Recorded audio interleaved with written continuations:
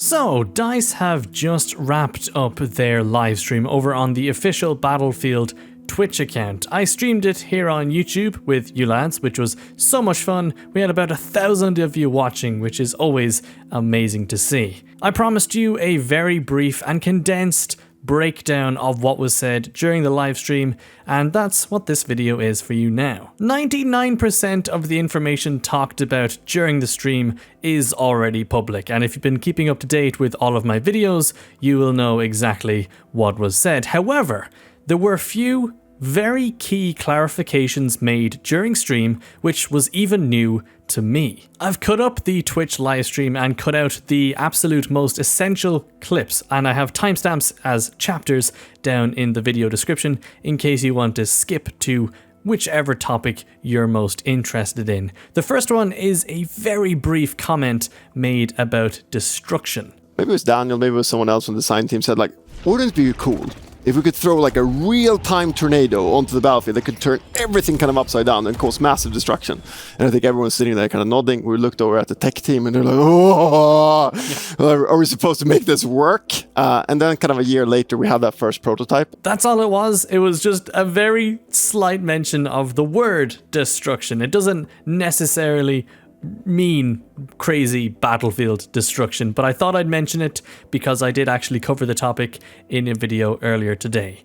The next comment made was about the tornado itself and how it's completely random and sometimes in a round mightn't even appear. Physics are fun in games, right? And this is a big kind of like physics entity just moving across the map, and you don't know where it's gonna go. It doesn't go in the same path every time. You don't even know if it's going to show up, to be honest. Daniel Berlin then went on to discuss world prompts. Nothing too new here, similar to Battlefield 4 in a lot of areas, how you could raise and lower bollards, and one mention of the kaleidoscope map. I didn't actually know this, but apparently it's covered in bridges that you can raise up and down, which is pretty cool. Then we get on to the good stuff, and this is quite a long clip. I've shortened it as much as possible, but I'll give you the gist of it. Essentially, up until this point, the information I've been given and other game changers have been given lacked one very key detail about the new specialist system. Now, we know the traditional 4 classes are gone. You know, they're here, but they're being referred to as categories now. So instead of playing as a run-of-the-mill assault or medic or recon soldier, just an everyday guy, you now play as a specialist tailored to a very specific class category. So you could play as a assault specialist. They aren't necessarily the traditional assault soldier we're used to, but they are tailored to that sort of playstyle. I have a full video breaking down all the ins and outs using actual information supplied by DICE. I have that linked down below in case you want to learn absolutely everything. But one key thing that was missing from that video, and has actually only been shared today, is that there are some universal gadgets. It's been puzzling me since I saw the initial heads-up display in the gameplay trailer. There's been a 4th box sitting in the bottom right corner of the screen, and I've been scratching my head wondering what it is, and DICE have been very quiet on it until now, but now we know there are open gadgets. So each specialist has their own unique gadgets. So Boris, for example, has a sentry that no other specialist has. However, any other support-inspired specialists also share one of the open gadgets, which is pretty cool. So let's take a step back, I think, first, because we looked at this for quite some time in terms of what we wanted to do here, and we looked at a lot of player data, we looked at feedback, and we looked into like the internal sentiment, and there was a lot of things we can also see through the data specifically that a lot of players chose their class based on the primary weapon that was available, meaning you didn't choose necessarily a recon because of the gadgetry, but you actually chose a recon because you got the bolt action sniper rifles. So that was the thing we wanted to kind of target with this change specifically. We wanted to bring the game into a space that when you choose which specialist to play with, you go like, okay, I want to play this particular role. So what we've done is that basically you have the traditional class, say recon, is more of a category now. And underneath that category, you have multiple specialists that has a gameplay role that is a recon gameplay role. To bring this even further in terms of unlocking the sandbox, is that we're saying take Casper, for example. He's a recon type of specialist. His particular gadget that he uses, that only he can use, is the recon drone. But aside from the recon drone, Casper can bring a shotgun, a sniper rifle, an SMG, an LMG, whatever you want to put on Casper, you can put on Casper. You can put a rocket launcher on Casper to couple with the recon drone. You can put as a throwable. You can equip him with C4. So we get away from that space as well, where, as we kind of seen in previous games, where on certain maps that were vehicle heavy, you just saw pretty much one class being played, the one that can counter vehicles. But now you choose your gameplay role, and then we have a whole array of open gadgetry that you can just freely choose from.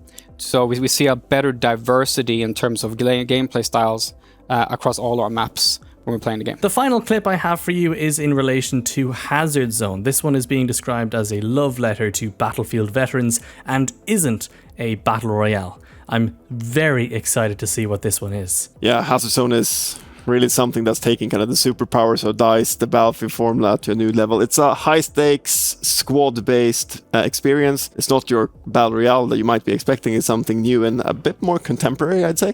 I'd say so. But I think it is important to call out that this is not a Battle Royale mode. It's something that we're building for Battlefield. It's something that we're building that is ours. But it is really built on those mechanics, those high-stakes mechanics that really builds tension as you play. And gets you, like, you know, those sweaty palms moments when you're just like... But it's also then, you know, combined with squad play. I mean, we are a squad-based team play shooter. And I'd say there's no other space within 2042 where the choices you make in terms of what I choose to bring and what my friends choose to bring. What specialist is my friend playing? What weapon is my friend playing? What gadgetry is my friend playing? That has such an incredibly high importance in Hazard Zone when you're playing this game. So really, really tight squad play.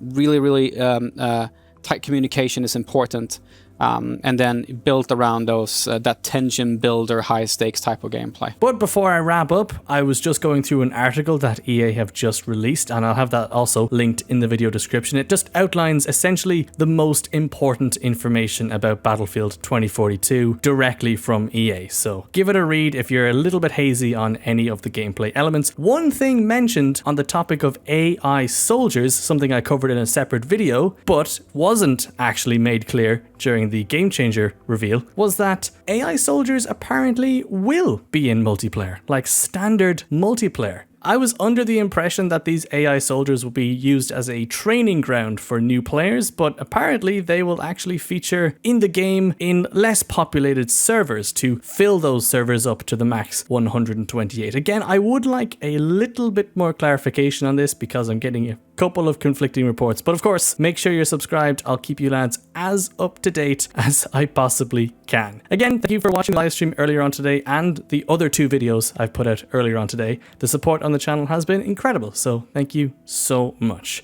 Until the next one though, I'll see you lads later.